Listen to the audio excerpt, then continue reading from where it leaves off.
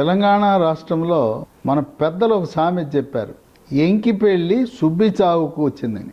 వీళ్ళు కాంగ్రెస్ ప్రభుత్వం వాళ్ళ ఎన్నికల హామీలో మహిళలకు ఉచిత ఆర్టీసీ బస్సు ప్రయాణం అది బాగానే ఉంది. కానీ దానివల్ల మరొక 10 లక్షల కుటుంబాలు రోడ్డును పడకూడదు కదా.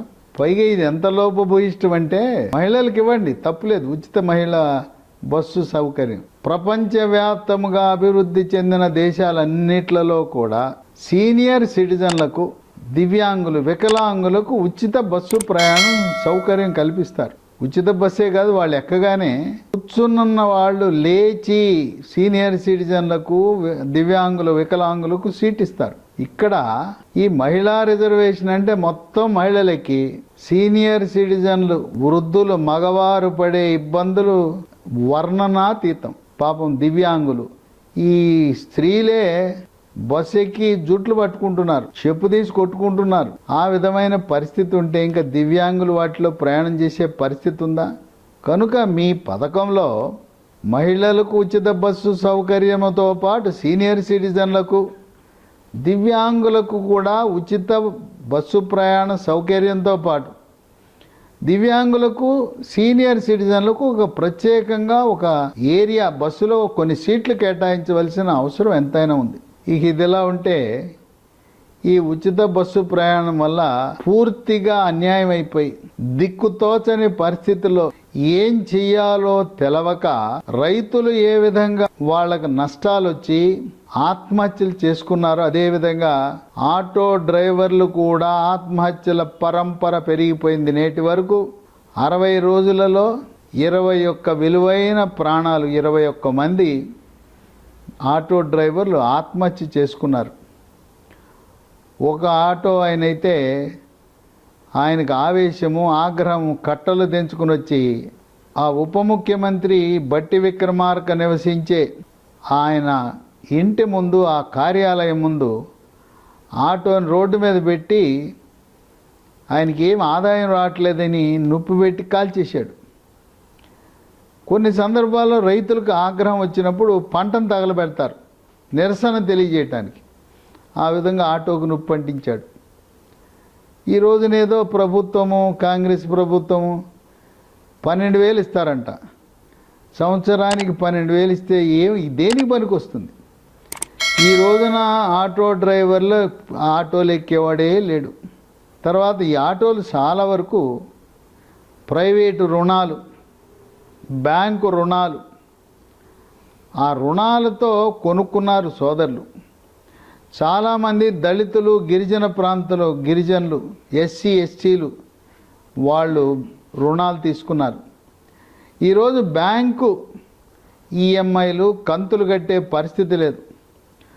ప్రైవేట్ రుణాలు తీసుకుంటే వాళ్ళు వచ్చి ఆటోను గుంజుకుపోయే పరిస్థితి, దుర్భాషలాడే పరిస్థితి. తక్షణం వెంటనే ప్రభుత్వం జోక్యం చేసుకుని ఎవరైతే ప్రైవేటు వడ్డీలు, మైక్రో ఫైనాన్స్ చందాన దీపాల వడ్డీ 3 రూపాయలు, 2 రూపాయల నుంచి 3 రూపాయల వడ్డీ అంటే 36% వడ్డీ తీసుకుంటున్న వారిపై చర్యలు తీసుకోవాలి, వాళ్ళని అదుపు చేయాలి. ఏ విధంగా ఆంధ్రప్రదేశ్ రాష్ట్రంలో కాల్ మనీ వ్యవహారం అప్పుడు అదుపు చేశారో, ఆటో డ్రైవర్లకు అప్పు పెట్టిన ప్రైవేటు ఫైనాన్స్ వాళ్ళని అదుపు చేయవలసిన అవసరం ఉంది. వాళ్ళపై ఒత్తిడి చేయకుండా ఈ ఫైనాన్స్ కంపెనీలను నియంత్రించాలి. బ్యాంకులను కూడా కోరి, ఇప్పుడు పరిస్థితి బాగలేదు, వాళ్ళపై ఒత్తిడి పెట్టద్దు అని చెప్పి ఆటో డ్రైవర్లకు మద్దతు ఇవ్వాల్సిన అవసరం ఉంది. ఇస్తూనే వీళ్ళకి పునరావాసం గురించి ఆలోచించవలసిన అవసరం, ఆవశ్యకత ఉంది. ఈ డీజిలు, పెట్రోలు చాలా ఖరీదైనవి. ఉన్న ఆటోని ఎలక్ట్రిక్ ఆటోగా దాన్ని మార్చడమా, లేదు దీన్ని తీసుకుని ప్రభుత్వమే వాళ్ళందరికీ కూడా ఎలక్ట్రిక్ ఆటోలు ఇస్తే ఖరీదు తక్కువ. ఇంకోటి, ఆధునికంగా ఈ మధ్యకాలంలో ఆటో టాప్ మీద సోలార్ పలకాలు ఏర్పాటు చేసి నడుస్తూ ఉండగానే సూర్యరశ్మి నుంచి సోలార్ విద్యుత్ ఉత్పత్తి అయ్యే అటువంటి సదుపాయం కూడా ఉంది. కనుక తక్కువ మెయింటెనెన్స్, ఈ పెట్రోలు డీజిల్ కొనే పరిస్థితి లేదు ఆటో డ్రైవర్లు. అదే విద్యుత్ మీద నడిచే వాహనం అయితే రోజుకి ఎక్కువ ఖర్చు అవుతుంది, రోజు 10 రూపాయల కంటే ఎక్కువ ఖర్చు అయ్యే పరిస్థితి లేదు. అటువంటి ఏర్పాట్లు చేయాలి. వీళ్ళకి నైపుణ్యం ఉండే వాళ్ళందరినీ కూడా ఆర్టీసీకి కొత్త బస్సులు కొంటున్నారు. వీళ్ళకి శిక్షణ ఇచ్చి ఆటో డ్రైవర్లు అర్హులైన వాళ్ళందరినీ ఈ కొత్త బస్సులు కొన్నప్పుడు, కొత్తగా ఎలక్ట్రిక్ బస్సులు ఇతర బస్సులు కొన్నప్పుడు ఆర్టీసీలో తప్పనిసరిగా ఆటో డ్రైవర్లనే తీసుకునే విధంగా వాళ్ళకి పునరావాస పథకం పెట్టాలి. అలాగే ఈ ఆటోని ప్రయాణాలకు కాకుండా దానికి ఒక ట్రక్కు కట్టించేయటం. ట్రక్కు కట్టించేస్తే పట్టణాల్లోనూ గ్రామాల్లో కూడా వాళ్ళు దాన్ని నడుపుకుంటూ వ్యాపారం చేసుకోవచ్చు. స్వయం ఉపాధి. కూరగాయలు, పాలు, పండ్లు, నెయ్యి, అట్లాగే ఒక ఆటో మీద కోయంబత్తూరు తాటి బెల్లం పెట్టుకుని అమ్ముకోవచ్చు. నీరా అమ్ముకోవచ్చు. నీరా కార్పొరేషన్ వాళ్ళు నెక్లెస్ రోడ్లో నీరా సీసాలు ఉన్నాయి, అవి తెచ్చుకుని అమ్ముకోవచ్చు. స్వగృహ ఫుడ్స్, నిత్యావసర వస్తువులు ఇళ్ళ వెంట వెళ్ళి అక్కడ అమ్ముకోవచ్చు. అట్లాగే రేవంత్ రెడ్డి మాదాపూర్లో కుమారి ఆంటీ, ఆమె ఈ ఫుడ్ స్టాల్కి రక్షణ కల్పించాడు.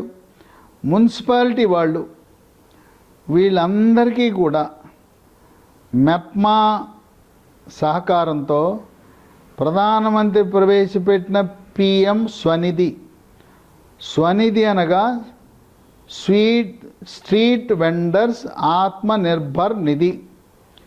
ప్రధానమంత్రి స్వనిధి కింద కేంద్ర ప్రభుత్వం బ్యాంకర్లకు చెప్పి అప్పిప్పిస్తుంది, వడ్డీ లేని రుణం. దాంతో ఈ స్ట్రీట్ వ్యాపారాలు, వీధి వ్యాపారాలు, పండ్లు, కూరగాయలు, లేదు ఫాస్ట్ ఫుడ్ సెంటర్లు, కర్రీ పాయింట్లు, లేదు మధ్యాహ్నం స్నాక్స్, ఇలాంటి వాటిని మున్సిపల్ శాఖ వాళ్ళు ప్రోత్సహించవలసిన అవసరం ఉంది. గ్రామీణ ప్రాంతంలో ఉండే ఆటో డ్రైవర్లకి వాళ్ళకి ట్రాక్టర్లు కొనుక్కునే అవకాశం ఇస్తే, దానికి ఆర్థిక సాయం ఇస్తే ట్రాక్టర్లు కొనుక్కొని ట్రాక్టర్ మీద బతికేస్తారు. కనుక ఈ రవాణాకు పనికొచ్చేవి కాకుండా ట్రక్కు కట్టి చేసుకోవచ్చు. ఆటో వదిలేసి ప్రభుత్వమే వీళ్ళకి ఇన్నోవా కార్ల పథకం, చంద్రబాబు నాయుడు కొన్ని 20,000 మందికి ఇన్నోవా కార్లు కొనిచ్చాడు. ఇన్నోవా కారు కొనిచ్చిన తర్వాత వాటిని ఓలా, ఊబర్ కింద తిప్పుకోవచ్చు, లేదు ట్యాక్సీల కింద తిప్పుకోవచ్చు. ఆ విధంగా ఎస్సీ ఎస్టీలకు ఇన్నోవా కార్లు, తర్వాత ఓలా, ఊబర్తో వాళ్ళు జీవనం గడిపేయచ్చు.